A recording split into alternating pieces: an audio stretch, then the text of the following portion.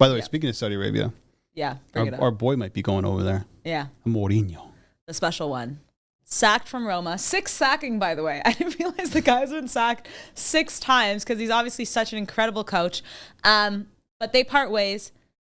And Daniele De Rossi, what the heck is he has only coached at Spal, obviously a Roma legend, but it's one of those things where I'm just like, I don't know if that's the right move for you. No, I get it. I know why they're doing it, because you bring in a club legend and you're trying to get the fans on board again. And I think their next 3 fixtures are super, super favorable. Like, they should be able to win these games. So I think they're putting Daniele De Rossi in a really good position to succeed in the short term. Yeah. Is he the long-term option? I'm not sure. I haven't seen anything about a manager potentially taking over Roma. Yeah. But I can understand the appointment. But for Mourinho and Roma fans, the Roma fans that I know anyways, still respect Mourinho a ton, and they were super happy with him.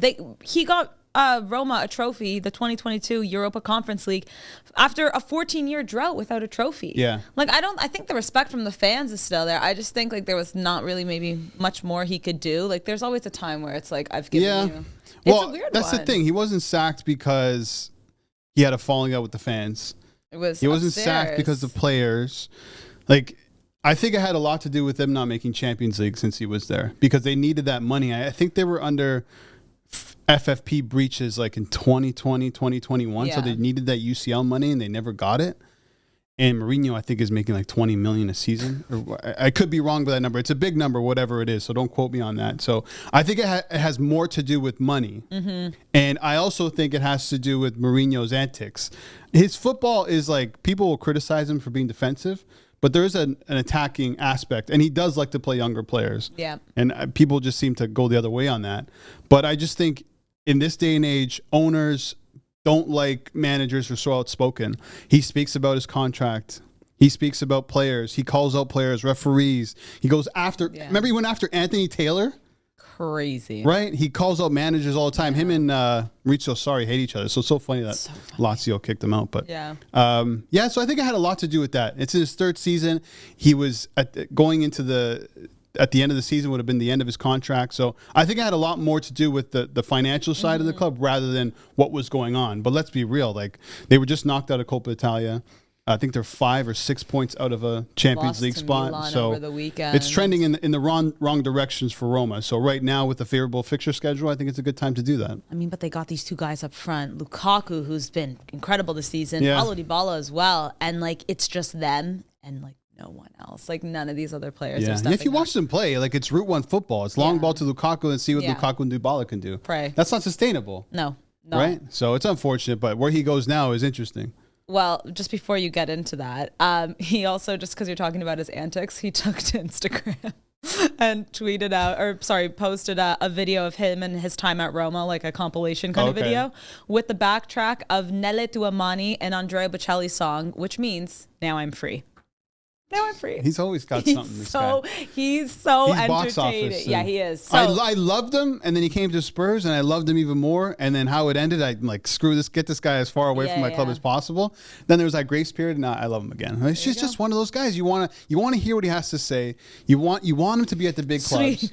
Yeah, you know what I mean. He's so outspoken. He says crazy shit from time to time, but that's what makes him special. Mm-hmm. Mm-hmm. So where's he going? Well, he's linked to Al Shabaab.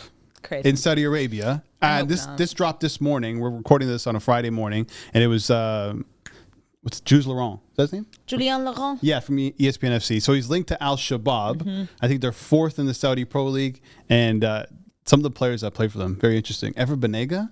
Oh, remember him? Sevilla legend. Yannick Carrasco. Oh, Carrasco. And there was one more.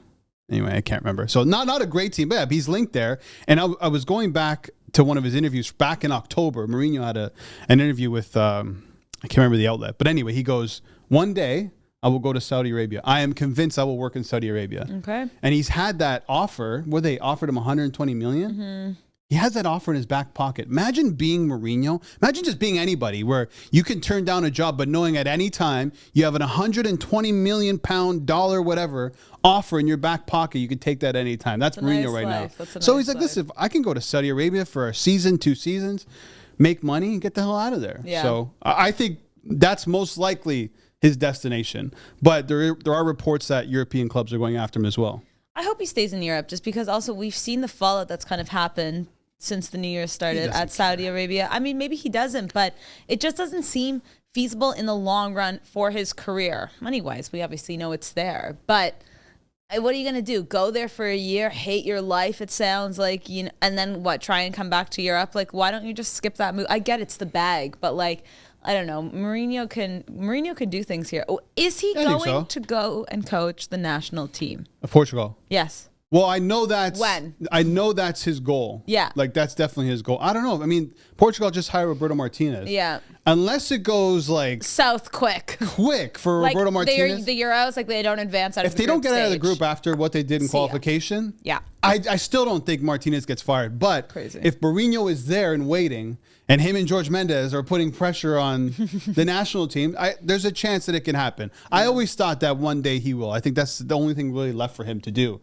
is to win a trophy with the national team. Then we can say, well, this manager's done everything. And he can probably, you know, make a serious argument that he'd be the greatest manager of all time to win at every level.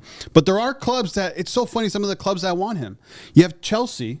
I just don't. There's Chelsea supporters who would love him to come back. Of course they would. Then there's Newcastle with the Saudi ownership. Yeah.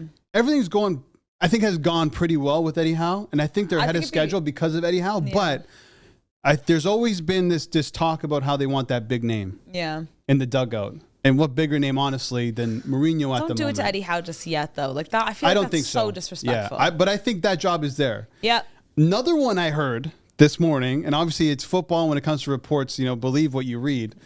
But George Mendes, obviously his agent, super agent in football, has been talking to Barcelona about Mourinho taking over for Xavi.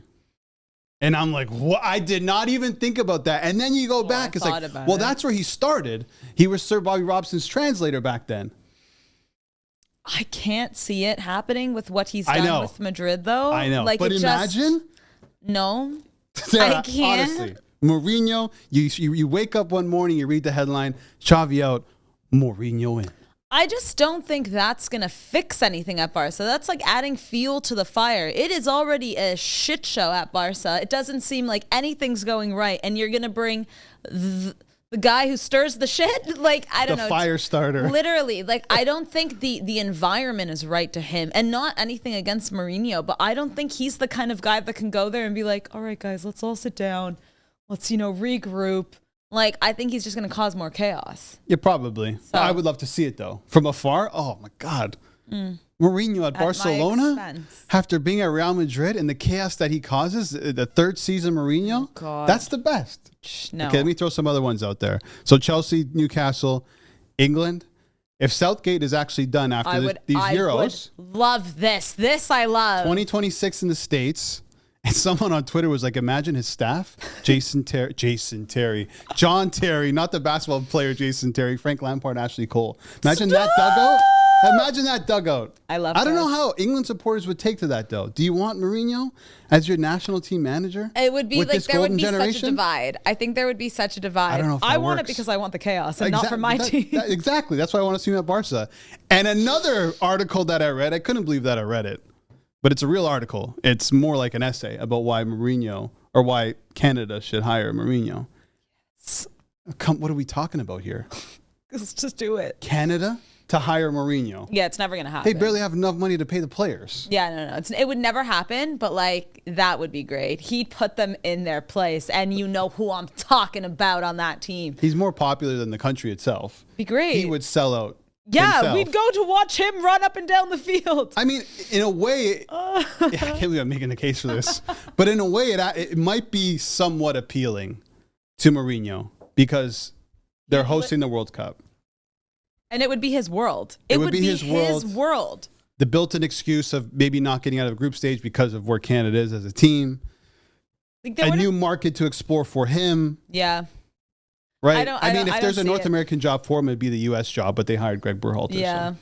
I think that would be great, but yeah, I can't see it happening. Like Mourinho is so much more ahead of Canada, unfortunately. But that's what Canada should be looking at. Listen, man. I think you feel the same way. I want this guy in football.